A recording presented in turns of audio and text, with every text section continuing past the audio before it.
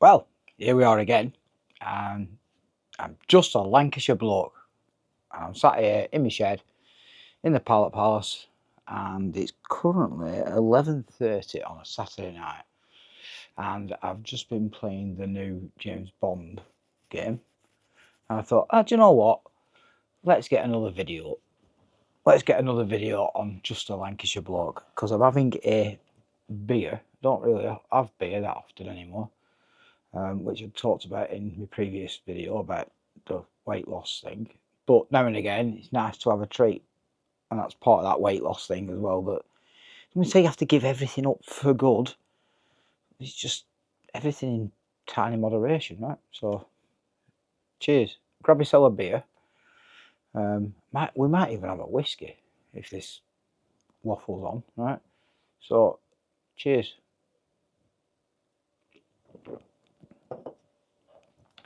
So I thought, right, what can I do the next video about? So anybody who's bothered watching, and I haven't had loads of viewers, about 50 people that have watched.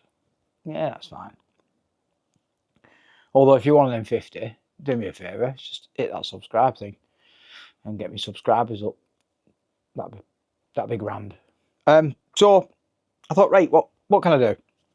And I had a couple of ideas that I just wanted to do, but I wanted to stick with the honesty bit and this is a genuine, I'm just a Lancashire bloke, and it's just my opinions, my experiences, and I just want it to be that as honest as it is. And if somebody wants to grab a beer and have a listen to me waffle on for a bit, all the best. And if they don't, just stop watching and go and watch something else on YouTube, right?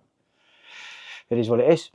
So I thought, right, well, we've all got stories, haven't we? Right?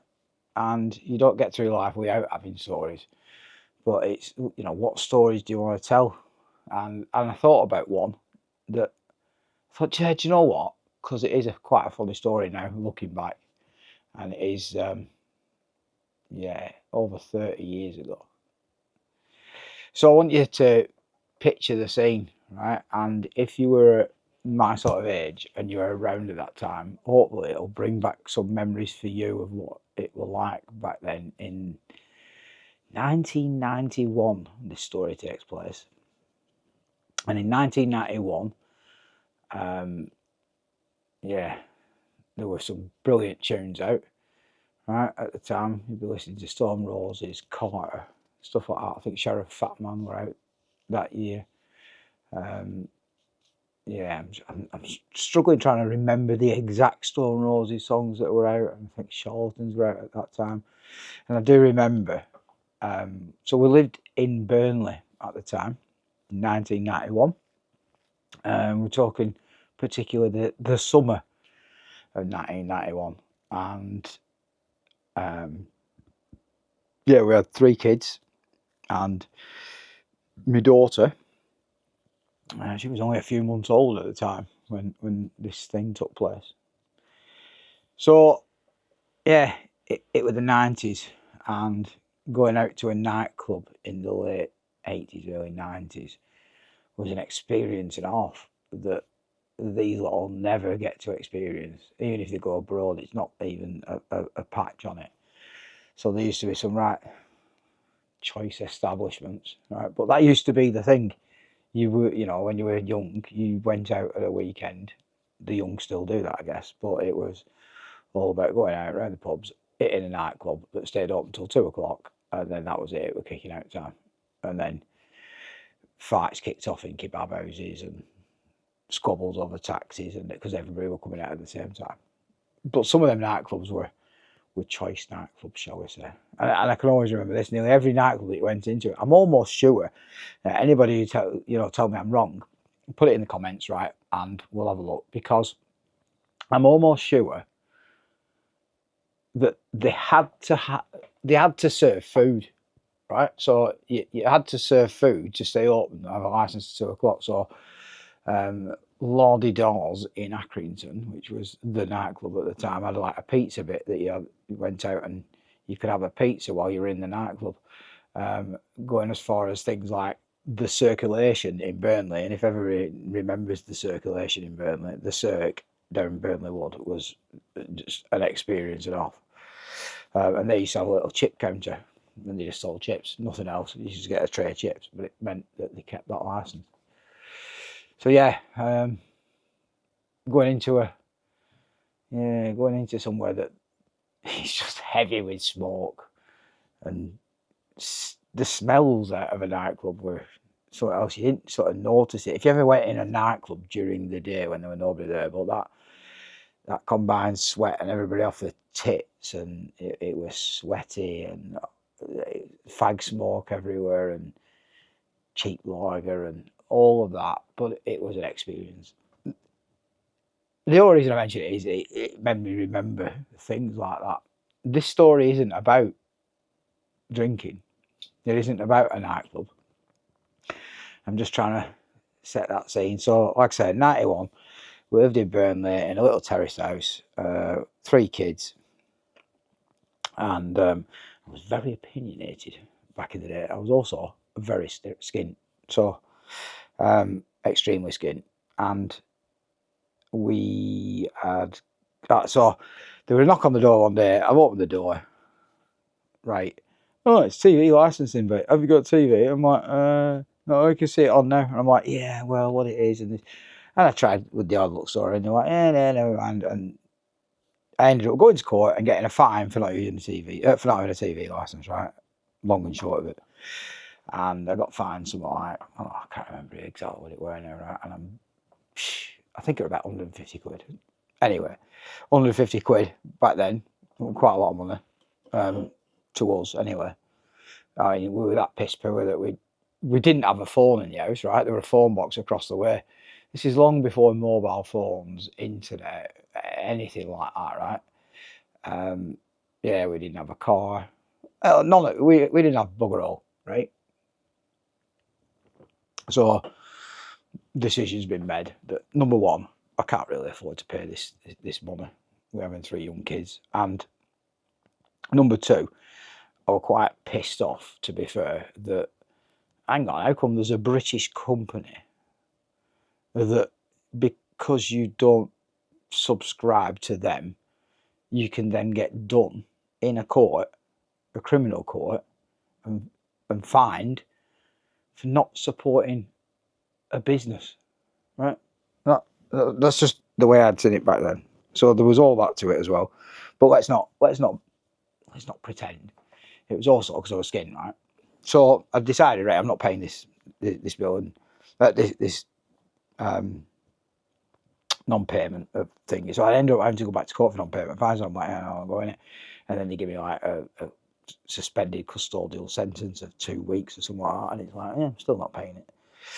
And a few more weeks had transpired, and the criminal justice took its course, and there was a knock on the door on a Monday afternoon. I can remember to this day, I was actually making a chili in the kitchen at the time when he knocked on the door, right? Making kids tea, making a chili, and he's knocked on the door. I've gone to the door, and it's some old sergeant there, and he's like, right, yeah, you Darren? Yeah, I am.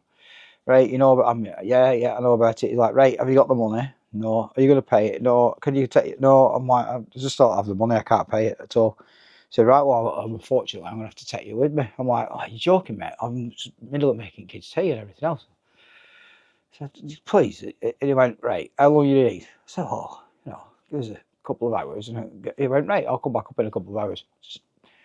This is all true story, this, right? So that's what they were sort of like back then, this old sergeant. I guess he knew that I'm not going to flee the country over a 150 quid non-payment of TV fine, right? I'm not exactly an ardent criminal. So it was like, right, yeah, I'm going to have to take you away. So, but I'll come back in a couple of hours if that gives you time, which it did, and it was great of him. So yeah, he came back. We made tea, finished tea. Told the missus, right, they're coming for me. I'm going away in a paddy wagon. So they came and got me. And at the time, it was not long after the Strangeways riots, and I can't remember the exact dates, but what had happened in the Northwest, normally for something like that, you'd get sent to Strangeways. But because Strangeways had the riots and it were pretty much wrecked and they were like way down on, I can't even remember if they had any inmates, but whatever. They had it cut down that they didn't take people in, especially not little scroats like me who were there just for not paying the TV licence, right? So what they'd done is they'd converted old police stations into like a nick, and they followed the rules of a nick, a prison. And yeah, so the old holding cells, they've sort of converted them. So I got whisked off from Burnley to Colne police station, which had been converted into a nick. And it it started right from, you know, the first hour. So I got took down to Burnley police station while I was waiting. I didn't have a clue where I'm going.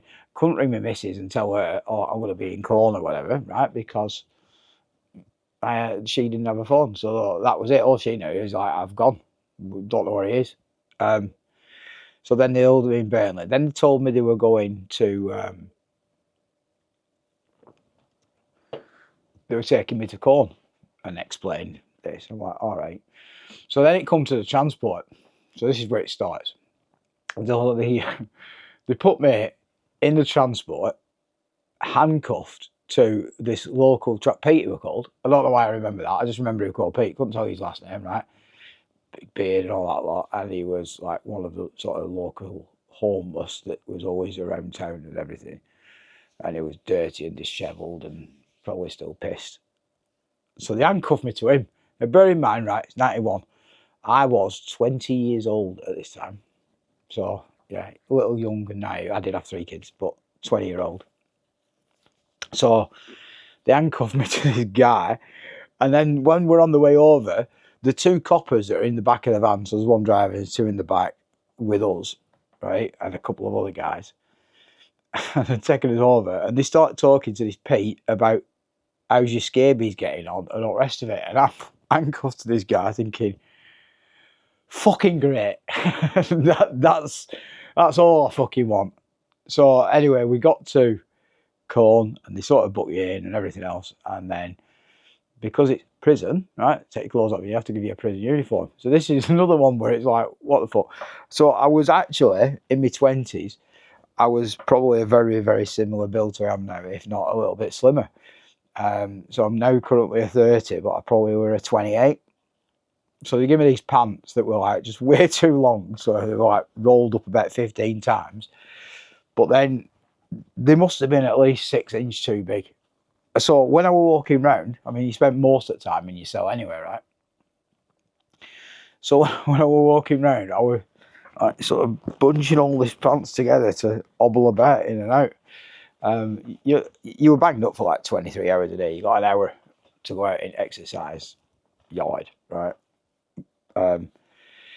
Yeah, so that was thingy. So the first night I had a cell all to myself, all on my lonesome. And I think I'd asked them, and I'd got a book. And weirdly, back then, well, not weirdly, it was just routine because you could fucking smoke anywhere. You could still smoke in your cell. You didn't have to go outside or anything. It wasn't a no smoking environment. They let you keep your cigarettes, but you weren't allowed to get your lighter, right? So if you wanted a cigarette, you had to go to your door, shout through the little slot in the door, and shout, "Light in 5." Well, for me it was 5, right? Because I was in cell 5, and it was the 5th cell. It was the last cell, and then you'd have to wait 10 minutes. They might come down and stick a lighter through and give you a light, or you'd shout again. But then if you pissed them off shouting too many times, they just wouldn't come. Which, yeah, it is what it is. So you try and be nice to be nice, right? So yeah, so there I was, locked in this cell with these oversized trousers on, having to bang on the door and ask for a light. So it's just the sheer boredom of being locked in a cell all on your own. Because these pants were hanging off me.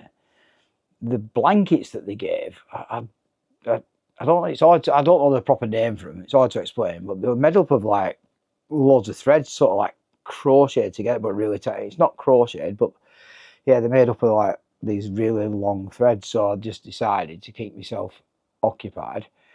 I started like tugging at these threads, pulling them all the way through until I got a fair length of it, and then do another one, and then do another one, and then I'd plait them 3 pieces of thread that I'd pulled out of it. I'd plait them together and get another 3, and then get another 3, right? And then now I've got 3 that are plaited. I'd plait them 3 together, and so on and so forth, until I made my own piece of string out of this this bed, right? You could argue I could have just ripped it up and dinged it, but then I would have been bothered at 20-year-old. I was like, oh, I'm not doing that. So yeah, and it relieved the boredom. So it took me about a day to make this go-to belt, not realising that if they're in it, there's a good chance they're going to take it off me because they take everything else off you. But weirdly enough, they let me keep it. And I've got to say, at the time,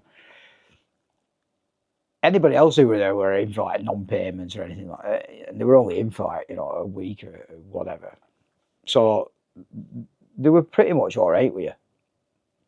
It was a bit of a novelty factor for everybody. So then they'd come round at meal times and pass through stuff through the thing in. Because I was the last one, and there were a couple of female officers on there who weren't that much older than me. So they were really sound with me, and they'd have a chat and everything else because I was the last one. And then because they were like giving stuff out, they might have. I can remember this distinctly. It was these slabs of chocolate cake and oranges, right? And it just seems to be that every night or whatever. They'd come round and talk through. But then when they got to the last one, they'd have spur. They're like, oh, do you want these? And they'd be like, yeah, I'll take them. So I'd take these like extra oranges and extra cake and have a little stash.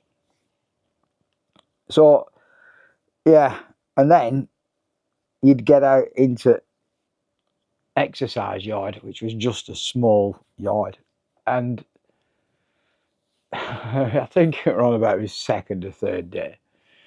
There's this young copper who definitely was same age as me, right? And he's up the corner, right, of this yard, and he's like foot on there, trying to like sort of scrabble his way up, and he's like, oh, you could get out here, you know, if they did, you know, if you could climb up to with your back to it and push against, and he's getting about 3 foot off ground or whatever.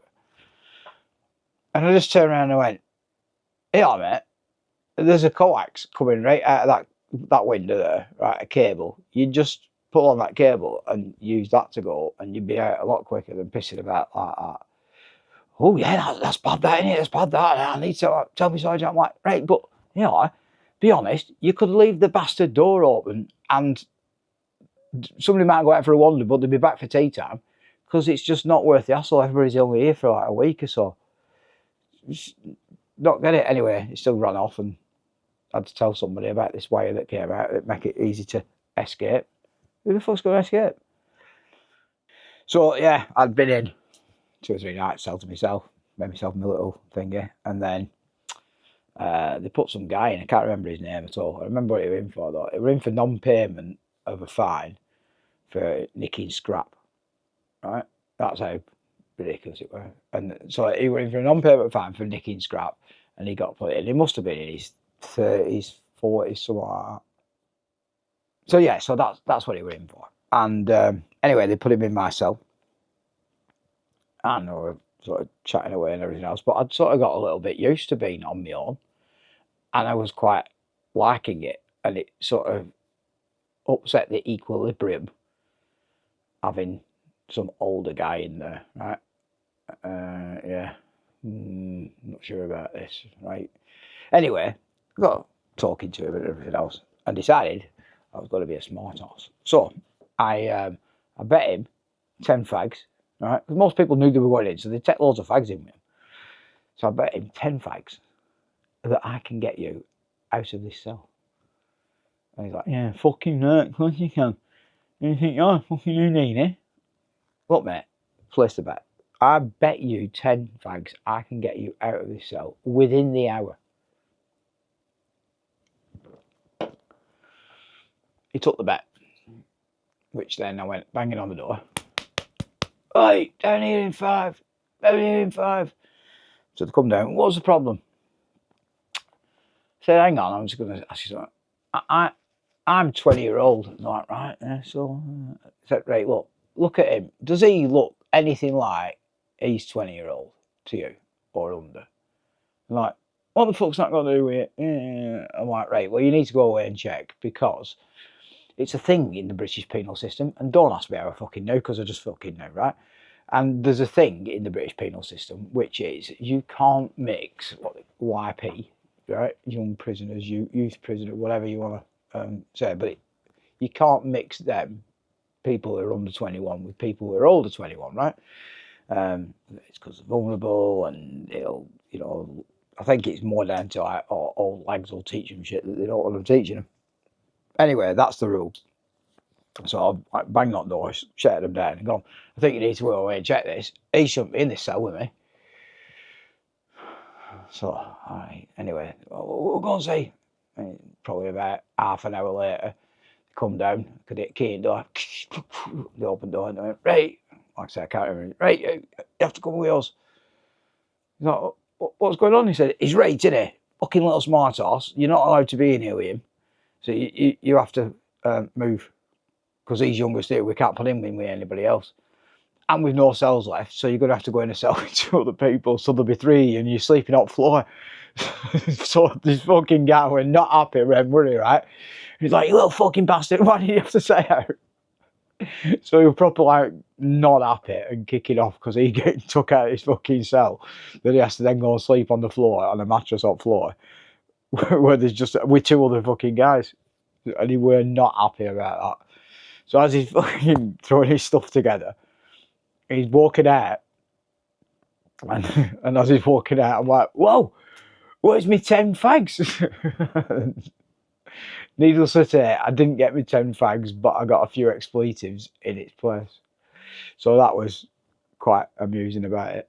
And yeah. And then there were various other bits, but then I think it was about midway through.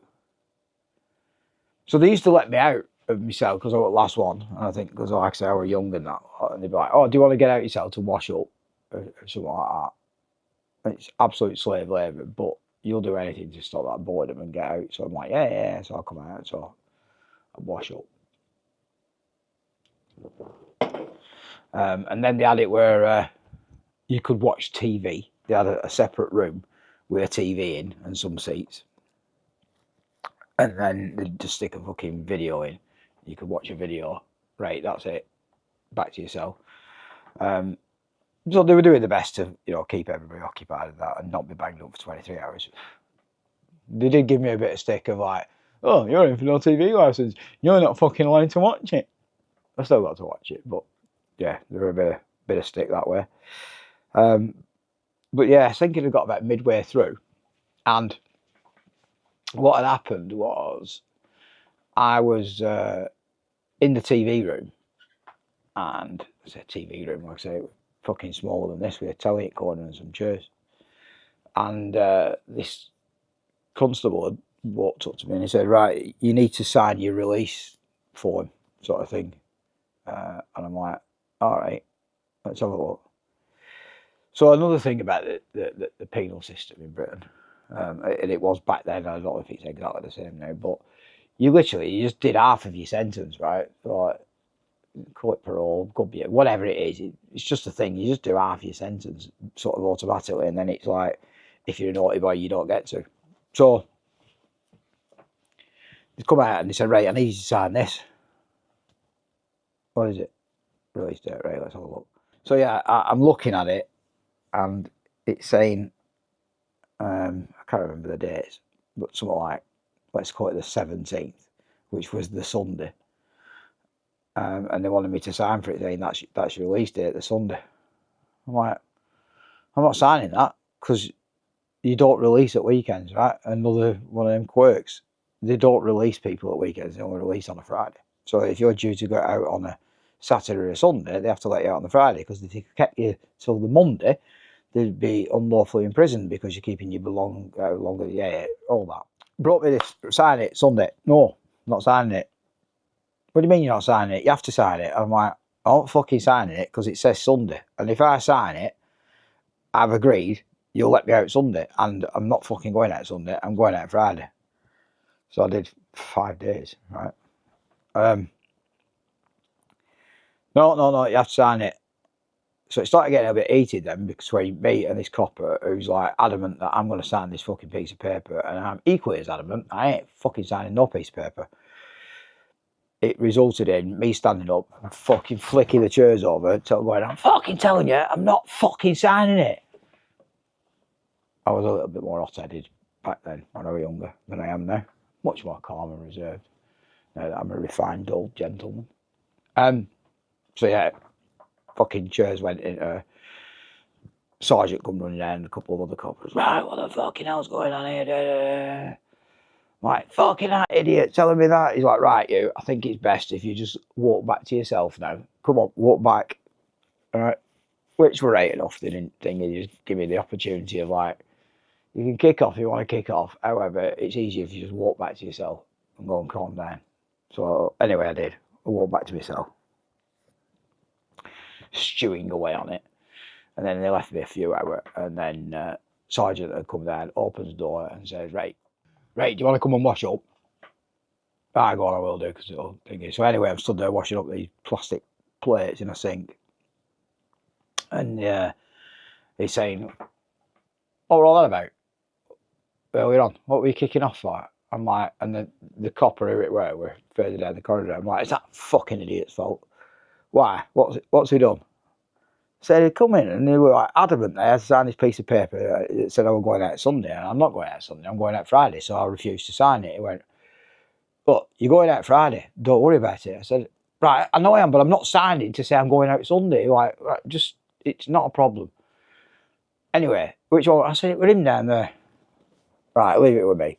So he does no quicker than turns round, marches down to this constable, right, and starts ripping a fucking slice off him and giving him loads of like, don't you know what it'll do to somebody's morale, and what if he'd have been this, and what if he'd have picked something up and stabbed you or smashed you over the head with it or whatever. And he were proper laying into him. In the interim, whilst he's getting this bollocking, I'm like over the sergeant's shoulder, right, out of his visibility, giving it that. You fucking wanker. Loving every minute of it. And the face on the copper wasn't good. To be fair, he didn't speak to me for the rest of the time that we were there after that, which I suppose was a good thing. But yeah, didn't give me any shit. He just didn't speak to me at all. So yeah, that was quite amusing. So then we got to, I think it'd be the Thursday. Yeah. And they put this young mixed race lad in from Burnley, and they were Muslim. And we got chatting and everything else, because he would say we were about 20-year-old. I can't even remember what he were in for. I can't remember his name. But I was like, all right, I should be going out in the morning. So I was like, oh, do you want some chocolate cake or some oranges? Because I am the chocolate and oranges baron of the wing. Right? All 5 cells. So I think you were a bit gobsmacked with that. And we had a bit of a chat, and it made a bit of a change, because I've been in there, 3-4 days already, stuck on my own pretty much, other than when I had this guy and myself for about an hour. So yeah, we had a bit of a chat, and I said, right, well, I'm going out in the morning, so I'm happy days, and out I've got you could have. I even donated to his cause my threaded belt that I'd made, because he had the same problem as me, right? Skinny little fucker, pants kept falling down, no good. So yeah, well, the Friday morning came, and then I've said to him, right, look, if I don't have breakfast or anything, can I just bugger off early? They're like, yeah, of course you can. Right, well, don't put me down for breakfast. Anyway, they still brought breakfast, and they were like, no, you've got to have breakfast. Okay, right. So they've brought breakfast. There's 2 of us there, right? They've give young Asian lad. They've give him his plate, and it's got a greasy eggs, right? Have you tried chasing a greasy egg around a plastic plate with a big oversized spoon that just can't do out with it? You spend more time trying to capture this egg, right, than you do actually eating the egg. You'd probably be better just trying to shovel it into your face like that. Anyway, you've got this greasy, horrible egg on there, some beans, which, if they were lukewarm, yeah, they'd been held under somebody's armpit to get warm, and sausage.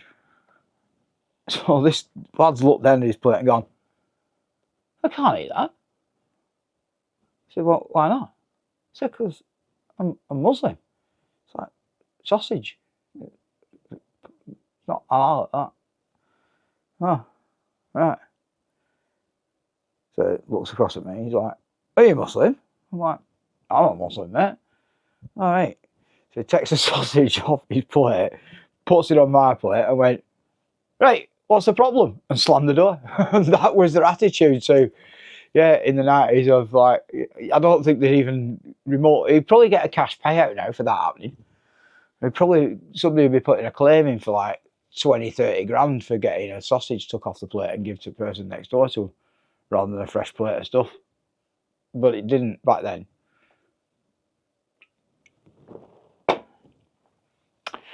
So yeah, I had me chasing the egg round the thing, and then I got out, and I had no money, and they were supposed to give me some money, but they didn't. I ended up having to hitchhike back from